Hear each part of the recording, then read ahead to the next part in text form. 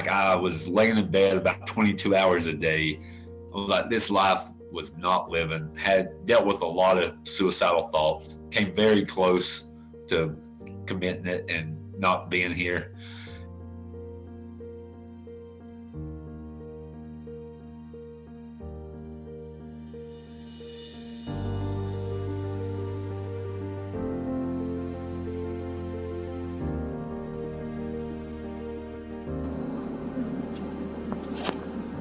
We have officially started my 126th round of chemo.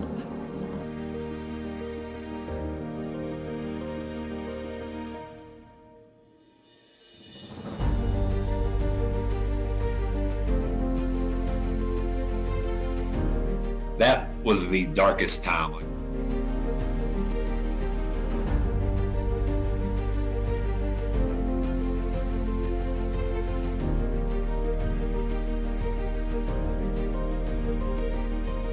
And they're like, this is your last chance.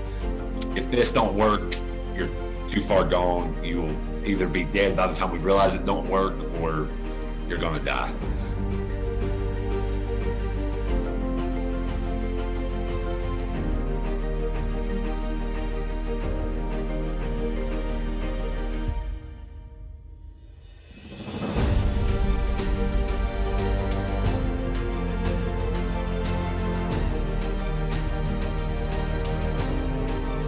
It was about 6 weeks from the last chemo.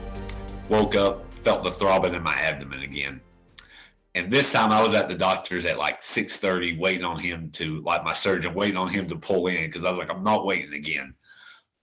And that kind of started the next couple weeks of every kind of scan, biopsy, a trip to Duke. And we learned that the cancer came back, but it wasn't my colon this time. It spread to my abdominal wall and lymph nodes throughout my body. It was stage 2, borderline stage 3, because it spread through the colon, but it hadn't spread into any lymph nodes. And it hadn't spread into my small intestines. It was just on the outside. So they took around 80% of my colon and about 36 inches of my small intestine out, just because that's where the tumor had grown through. But I just had stage 2 then, and then it came back as, terminal stage 4. At first, I was like, on the way to the doctor's office, I tried to convince myself it's scar tissue. I had such a major surgery. They cut me twice. Scar tissue built up and popped. Like I'd heard that happen in people. And I tried to convince myself that. But by the time I got to the doctor and I could feel the throbbing, and it was so similar, like it brought back all the memories of the summer before. I was just like, I know this is back. I know. And hopefully at that point, my mindset was like, another 6 months of chemo. And then I went to the doctors and the scans. And it wasn't until I went to Duke around the second week of June is when I realized, and they told me, they're like, all right, there's no cure for this now. Like you have this for life because of the way the tumor came back. It's not in a solid organ, and the tumor wasn't a solid tumor. It's like a non-solid kind of just area of liquefied tumor masses there that we could not remove at this time. And so like, you're going to be on chemo for life. And that's when they were like, you got the odds were about 25% to make it 5 years. And so that, like, I was numb, went back to the hotel in Durham and just kind of sat in the shower. Cause at that point the tumor was growing and it was causing me severe back pain. But my life at that point was pretty much laying on a heating pad, taking pain medicines and taking hot showers and trying to get a couple hours of where I wasn't in extreme pain. And it just like, I was numb to the world, like couldn't talk to people, couldn't text him. I was getting messages because I always, when my mom was there, I was like, you tell people and let them put it out there. And I couldn't even pick up my phone to answer. It took me a long time. Actually, it took me many years because, like, after I got that, I was like, okay, I'm just going to go to treatment. And through the next about 6 months until around November of 2016, it was just solid bad news. I would do a couple rounds of that chemo, a scan, wasn't working. It was growing. I was in more pain. Same thing. So by October, I literally wasn't leaving my house except to go to doctor appointments. I was all day on the heating pad because my back was in so much pain, going through about a bottle of 100 pain pills in a week. And that wasn't even taking the edge off. It was allowing me maybe a couple hours of sleep at night. I was hopeless. And then it got really bad. Like the cancer grew around into my stomach where it empties into my intestines and closed it completely off. So I went to the hospital because everything I was eating was sitting in my stomach until I threw it up.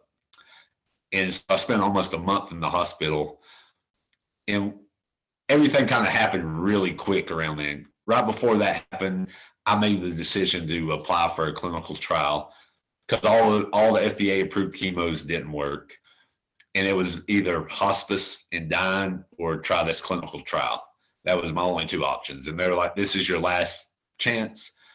If this don't work, you're too far gone. You will either be dead by the time we realize it don't work or you're going to die. So I was like, okay, we'll go for it. Realized how crazy clinical trials like could be because I'd had, only thing I'd ever heard about them was on TV and thinking I'm a lab experiment, which totally wrong. No, realize I have complete control of it, but realizing that I'm doing a drug that they don't know the side effects for. So I'm in there filling out hundreds of pages of possible side effects, and I give my consent to all of them. Was a waking up moment. It was a phase 2 trial. They knew it worked, and it was a drug. It was pembrolizumab or Keytruda, which it was the drug, and it worked in other cancers. And the type of like cancer that worked in is where it's very mutated in the microsatellite, to get really technical and stuff. So I was accepted into it, but it was a stage 2 trial, so I had to go and fill out everything.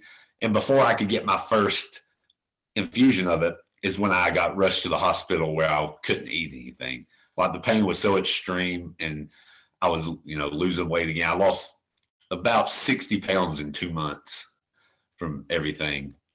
And they put me in the hospital, and they're like, all right, we got to push back your treatment because we got to figure out some way, because they tried a feeding tube and it just kind of balled up in my intestines. So where they had to like take all that out, and it ended up, they had to put a drainage tubes into my stomach and my intestines to drain the bile and just, digestive fluids.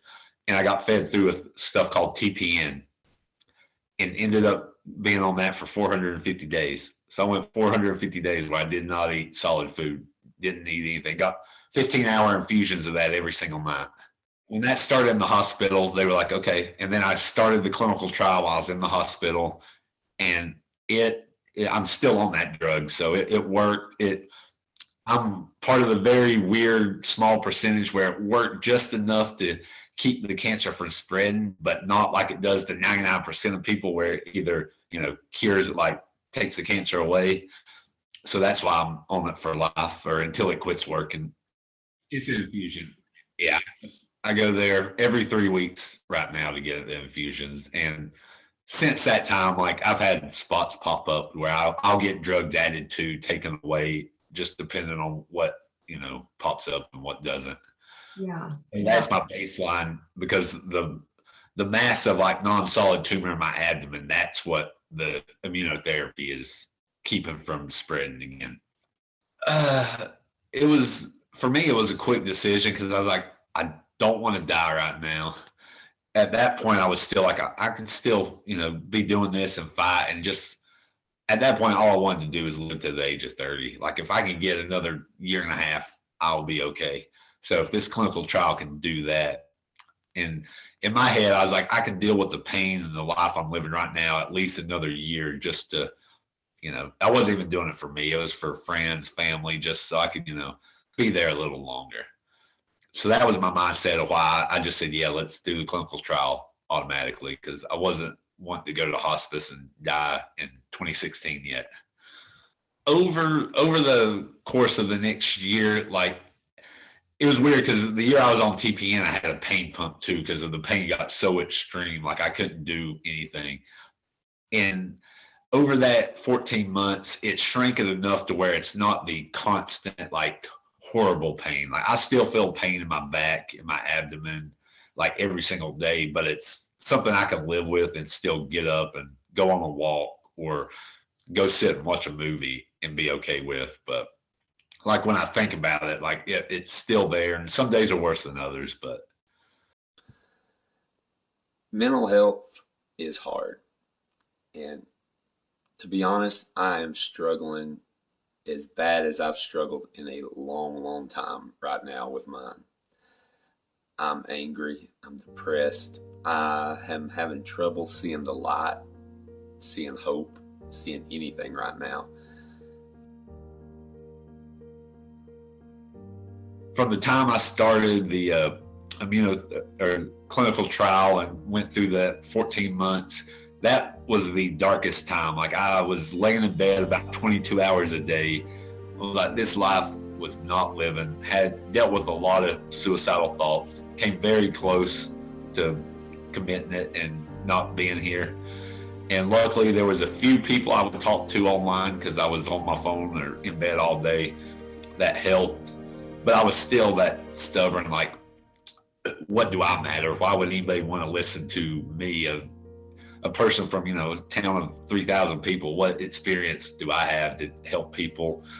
And I was just so deep in my own head and like, knocking my self-worth down and not believing anything good could come from it until about 2020 when I started, having people and started kind of opening up. And then Joe Bullock, who's the lead administrator of Man Up to Cancer with Trevor, asked me to join a group. And I joined groups earlier and I would leave within a week because there was just so much about this drug and this treatment and this. And I was like, I hear that all the time anyways. I don't want to be in a group with it.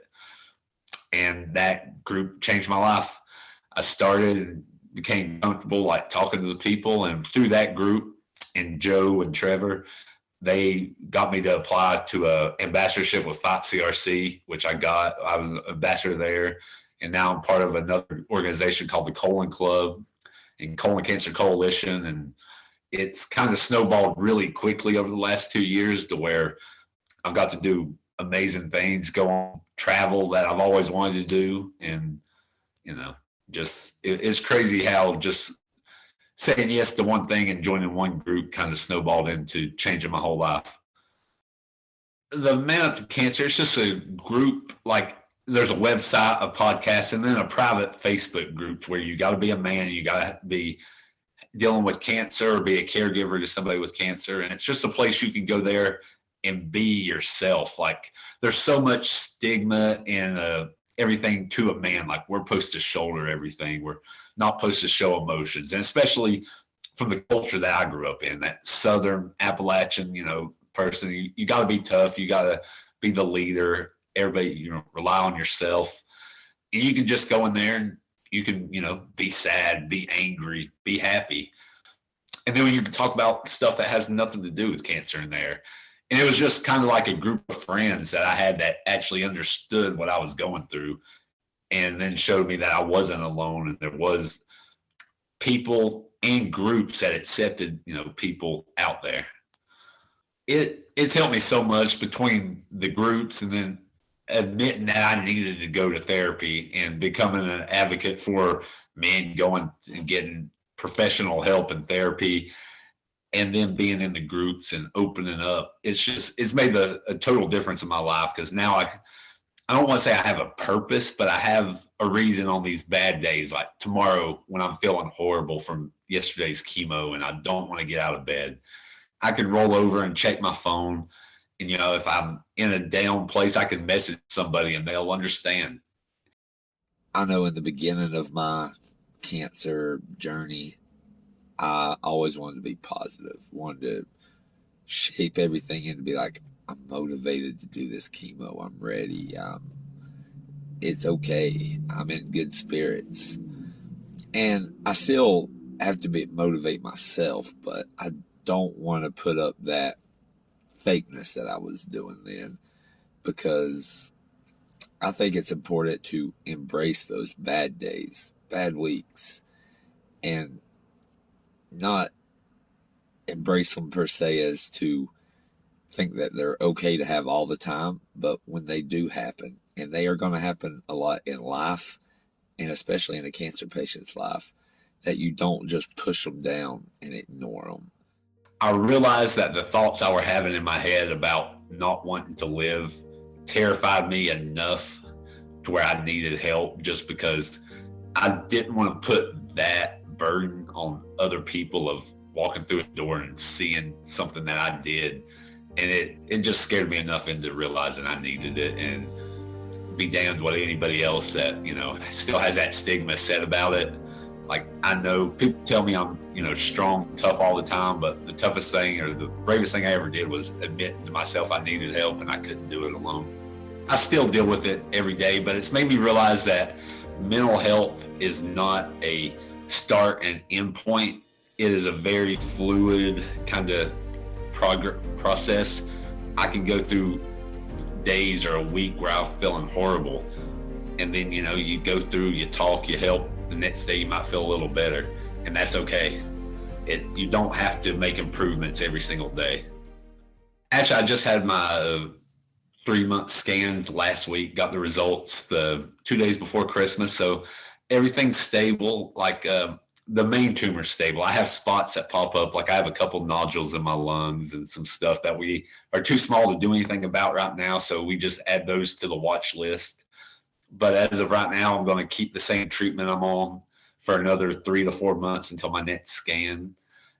And it's working, still working. I just completed my 126th round of chemo immunotherapy treatments, and we're happy. Like, the side effects suck, but they allow me to be alive. And I have them every 3 weeks. So I usually get about 2 weeks of, I don't say feel good, because I never feel really good anymore, but feeling okay enough to allow me to get out and do what I need to do, and I can travel if I need to.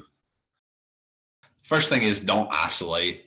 Isolation can cause, the mental health issues, but it'll affect your physical and the way to heal.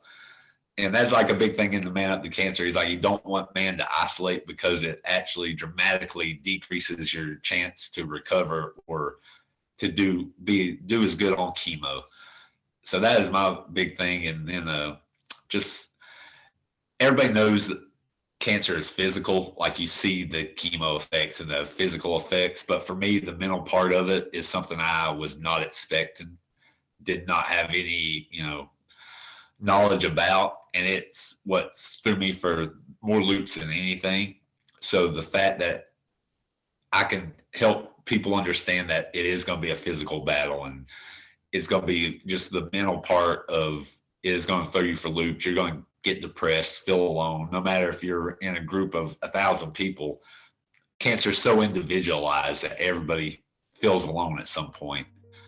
And just know that you're not. There's so many people in groups that, you can find your little niche in it, and don't be afraid to ask for help. Anything that feels off, anything that, feels similar to what you've felt before, I'd say go directly back to the doctor. Demand a second opinion. Go to a second, third, fourth doctor. You know your body, and 99% of doctors have never been through cancer. They can, do the medical side. You could read about it in textbooks, but they don't know the feelings that we know. So if you feel anything, or if you see one symptom, it's always better to be safe than sorry.